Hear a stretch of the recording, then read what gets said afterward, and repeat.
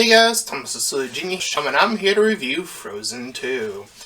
And if you end up enjoying this review, then consider looking at the link in the description or head you over to my Patreon page. Any donations are desperately needed.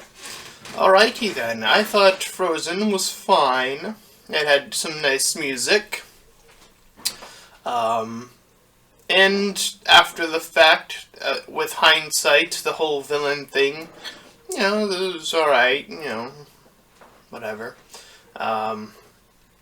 So, with the phenomena, I've not seen, any of the Disney shorts within these characters, so if those things have any context that I am missing, then I do apologize. But, since this is a sequel, I would consider that the canonical things that would happen would make sense, and I'm saying that because this will be a spoiler review, because I'm an asshole, and I don't care anymore.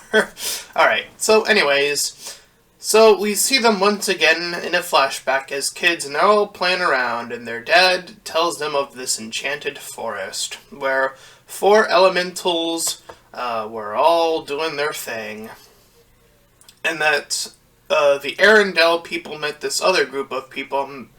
I didn't remember, or I didn't have it in my notes to write down what their actual group name was.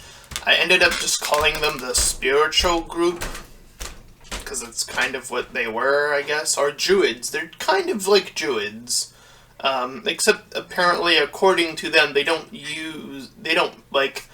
control elements according to them. They just sort of use it to their advantage. But yeah, I'll just call them Druids, or spirit people, I guess, for ease, because I don't remember what they are called. Anyway, and we learned from their dad that this mist covered their land from the Arendelle people. And after the dad leaves, the mother supports them and sings them a nice little song to get them to bed. And this is this little song about this thing, this water thing that she's talking about. It's an alright song. Anyways, we get to our title crawl. And once there, we see Elsa, and she's hearing this voice in the distance. Meanwhile, Anna is visiting Olaf. And Olaf starts to talk about how he is aged, quote-unquote. And this causes Anna to sing about how certain things have aged as well. And they're trying to figure out all the things that either will have never changed or have not changed, and how they appreciate those things, the things that never change. And it kind of comes with the obvious territory. That's the one of the many themes. I know that's a dirty word for some people, but with Disney, it's kind of like a thing they tend to try to get across as themes, unfortunately. Or fortunately, whatever stance you take on that. So change is, they're setting up this whole change thing, and we meet Kristoff once more, and he wants to propose to Anna. Now, right out of the gate, I have a few issues, or I have an issue with this, and that's from the last movie, Frozen. It seemed like the two of them were I remember him kissing her at the end of the movie, they were together, quote unquote. And now in the second movie they already want to get married. I don't know, it does feel like they skipped an entire movie for this character, for Kristoff, and that is so bizarre. It is insanely bizarre, considering that his entire character throughout for the majority of the movie stays in the same place he's in, is trying to propose to Anna, and that's his entire gimmick. But the gimmick doesn't really make a whole lot of sense. It's he kissed the one time, and it was okay, you're you're together, I guess, kind of.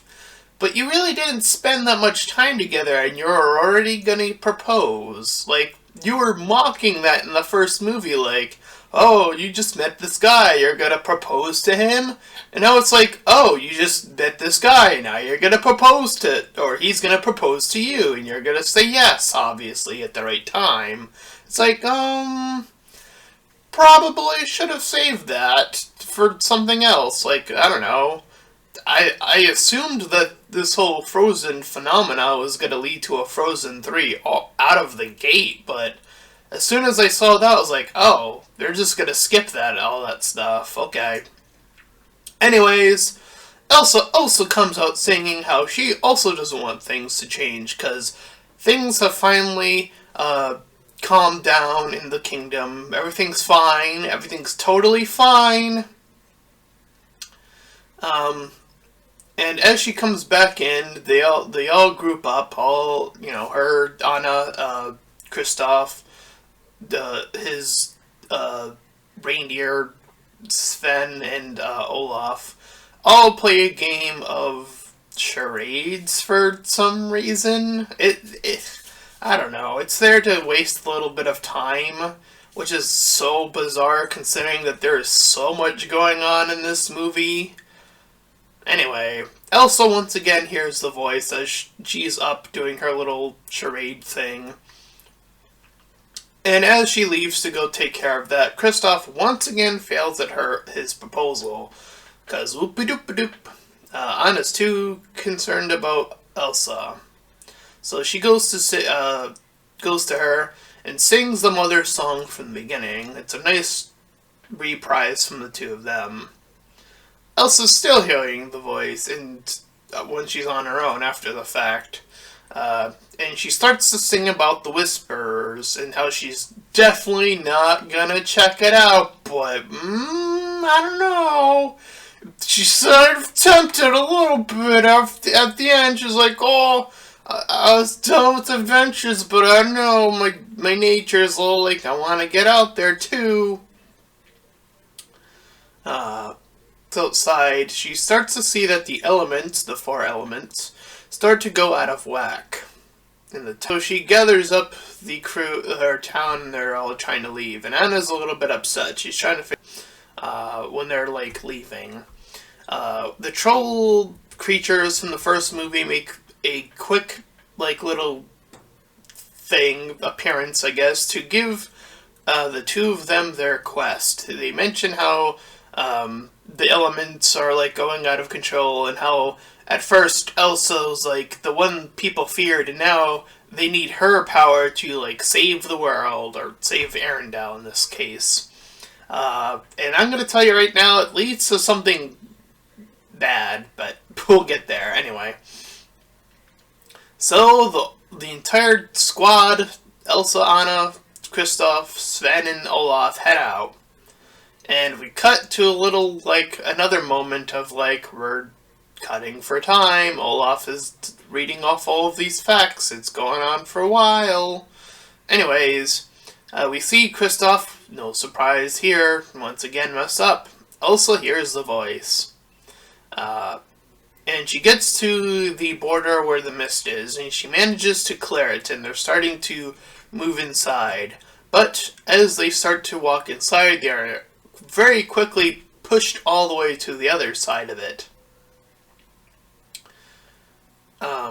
So Kristoff sees another opportunity, and he kind of gets Anna to worry instead of, like, he's like, oh, we might die, and she's like, oh no, we might die, so yeah. Olaf, for whatever reason, ends up on his own. It's okay. And then he ends up, like, singing his own little song about being older and what that means and how everything will be totally fine. It's sort of like, it's a different song, but it has the same meaning of one of the earlier songs. So a little bit unnecessary, but whatever. They get swept up inside this tornado.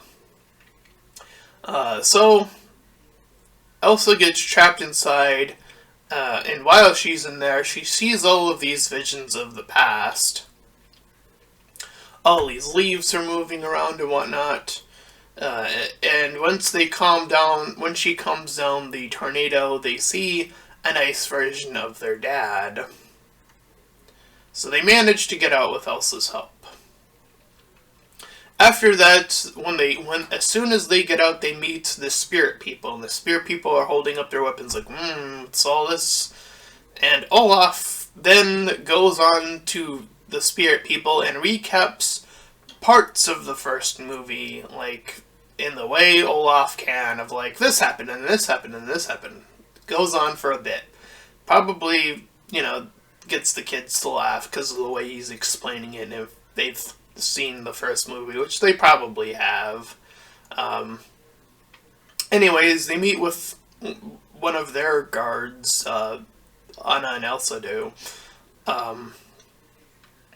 But as that's going on, the wood that they are in catches fire, and Elsa is trying to stop it as best she can. Kristoff helps the other reindeer that are there, just call them reindeer. I forget what animals they actually are. I forget what Sven is, I'm sorry. Anyway. After that, he's like trying to talk to Anna about something, or he takes Anna, takes Anna and goes away.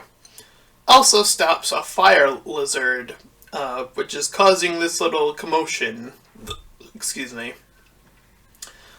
This little lizard was clearly designed to be Elsa's little animal buddy. So it kind of moves out, kind of also hears the voice, and then kind of leaves for a while. Anna gets back to Elsa after the fact, and they see how their mom saved their dad. And they are able to discern that the mom was from the spirit side of the two clans or whatever. And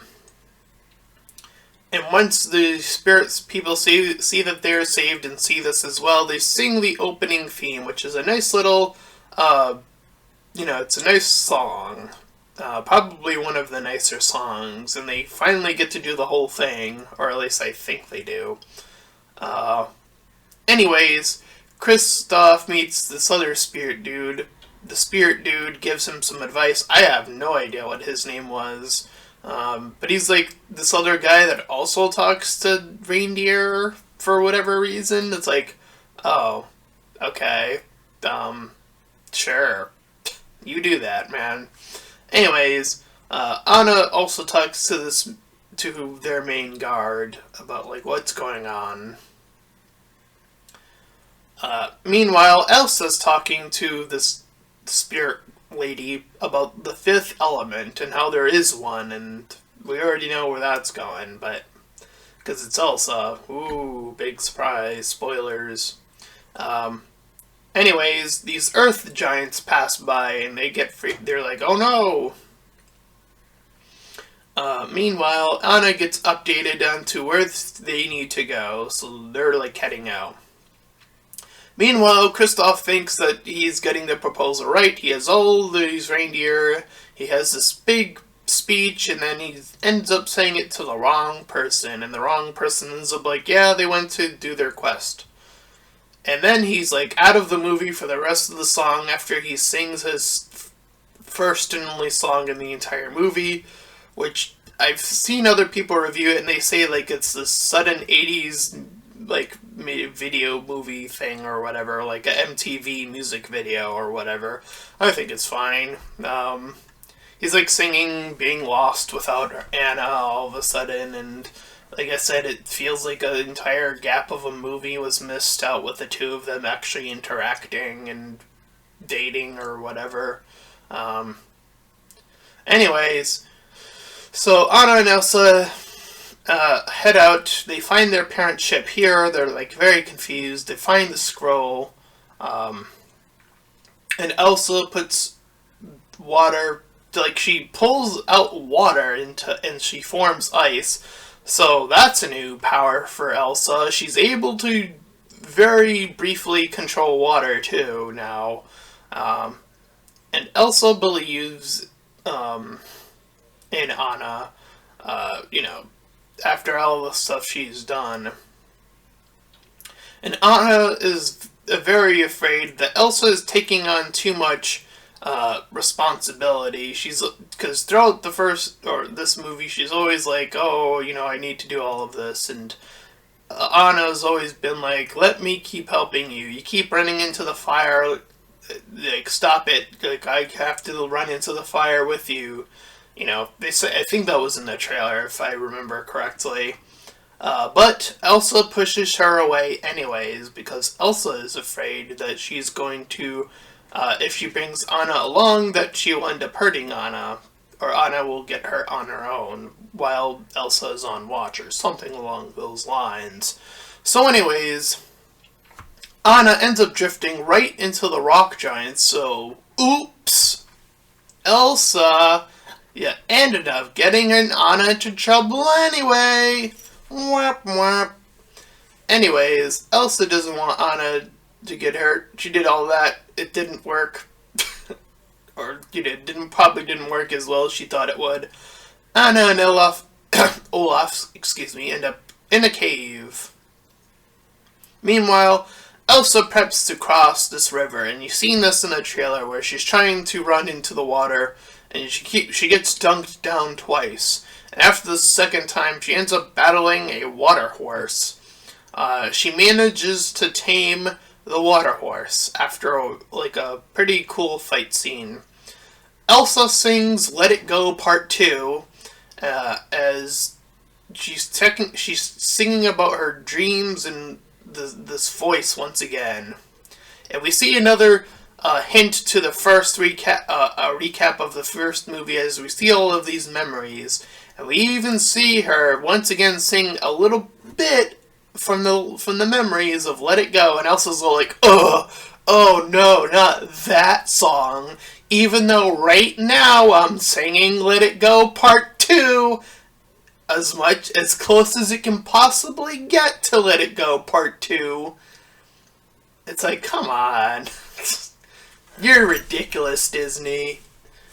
A little bit of hypocrisy, like in an instance. Anyway, we see that as she's following these memories, she sees an ice memory of her grandfather, who was worried about all of this magical power, and how that would be dangerous. And Elsa responds of, fear is far more dangerous than power. Interesting little thing there. Anyways, for whatever reason, I don't even know why this happens, but actually I do know exactly why this happens.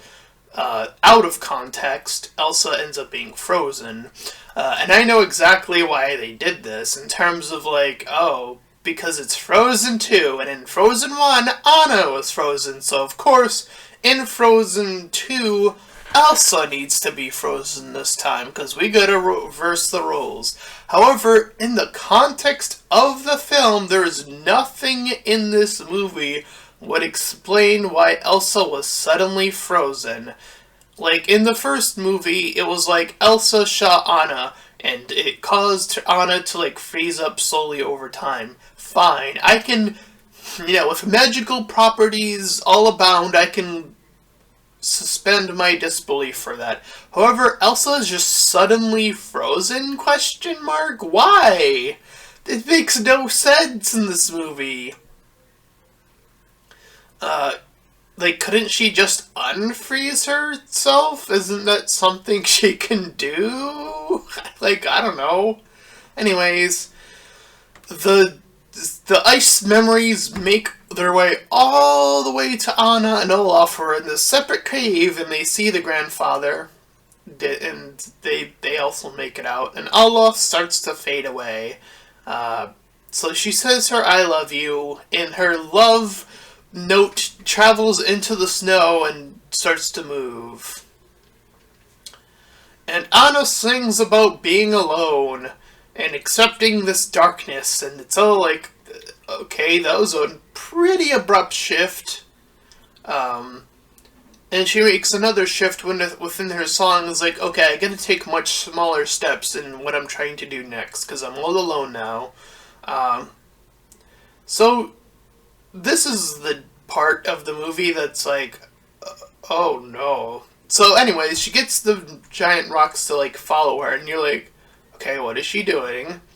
Um, Meanwhile, remember Kristoff and how I didn't mention him in a while? Well, he suddenly decides to swoop in from absolutely out of nowhere to save her. Uh, Anna gets the guards to help her destroy the dam. There's this bridge connecting the spirit people to the other place, Arendelle, sorry.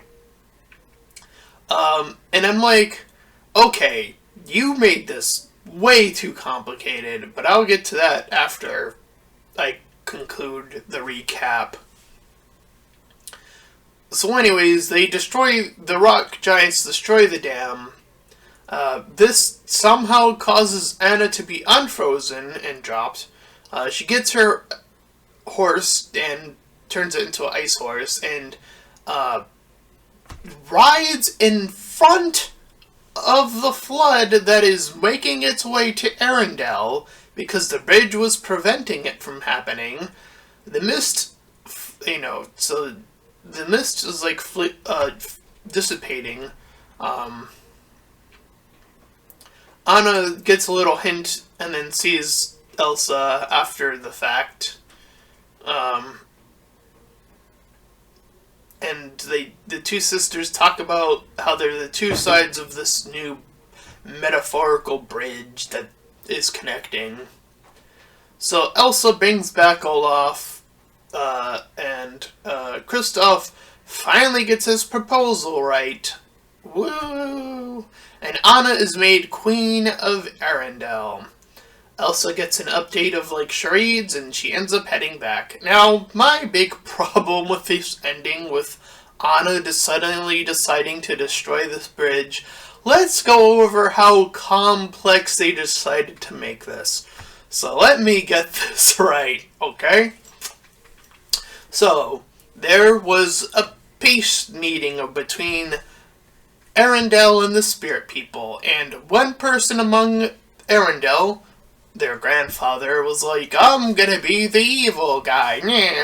I'm gonna stab one of them in the back.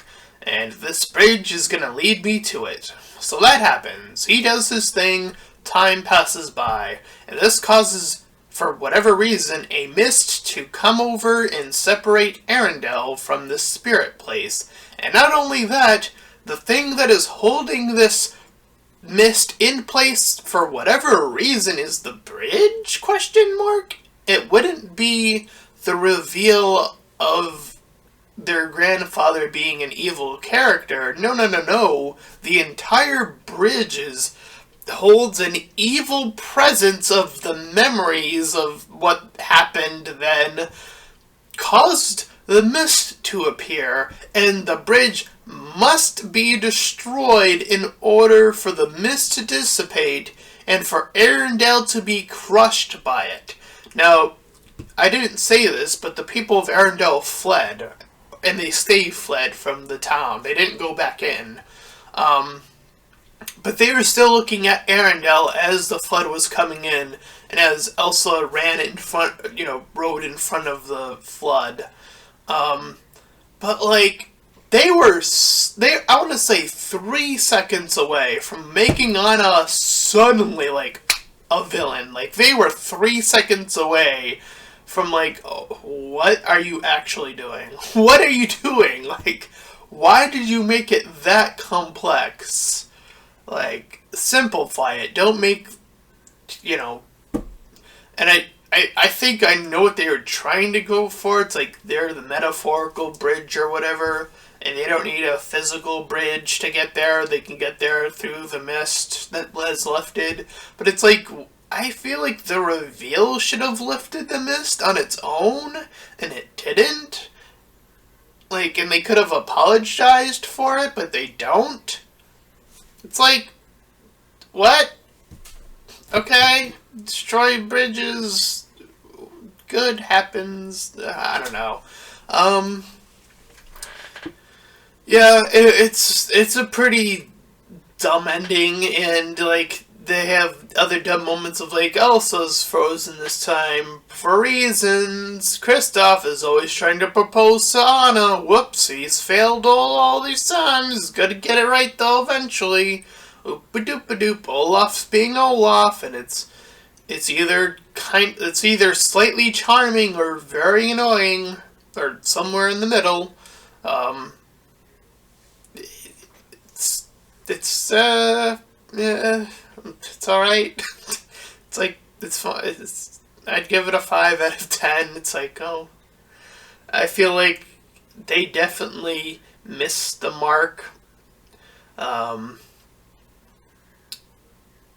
It definitely feels like some of, like, the song I mentioned with Anna kind of is like, the shifting of it's fine. I thought the music stuff was fine in this. Nothing, they clearly do let it go to, but it's like about like the voice or whatever. But like, it feels like there's a gap missing of like character growth that just skipped over. It feels like overcomplicated spirit nonsense is happening. It like you have to go through this unnecessary step to like save the world, or Arendelle. I keep wanting to save the world because it's like it's very typical of like movies to do it, like to escalate it to that big. But anyway, like if anyone saves this movie from like being below a 5 out of 10, it is absolutely Elsa. Elsa carries the fuck out of this movie, like way beyond even Anna does in this. She kind of has the second part of the movie, but like there's like contrivances for her to move forward, and one of them doesn't make any sense at all. Of like she like destroy the bridge, like what? So Elsa carries the hell out of this movie. All of her songs are better than Anna's. Like, Anna has that one song, and it's like, okay. It's like, darkness, my friend. Oh, but no, I'm gonna step forward. It's fine. Okay. So Elsa definitely carries this movie. And it feels like Anna is rewarded more for whatever reason. She's made the queen of Arendelle, as I mentioned. So that's a bit bizarre. And it's weird because the earlier interactions were totally fine. Like, they were acting all sisterly and it was fine. But I feel like mid to end of the movie, they suddenly lost where Anna was going in her journey. And having her destroy the bridge, again, just, it comes out of nowhere. It makes no sense. It falls apart. The story falls apart for Anna at the end. And Kristoff's stuck in the same character place as he is throughout the entire journey, so there's not much going on with him. Olaf, again, as I mentioned, pretty average at best, annoying at worst. So I'm going to stick with a 5 out of 10. And if you enjoyed my review for Frozen 2, then please feel free to like, comment, and subscribe. Also, make sure to check out those links in the description when we head over to my Discord server. There's my Patreon page. Any donations are greatly appreciated. Until next time, everyone. Bye-bye!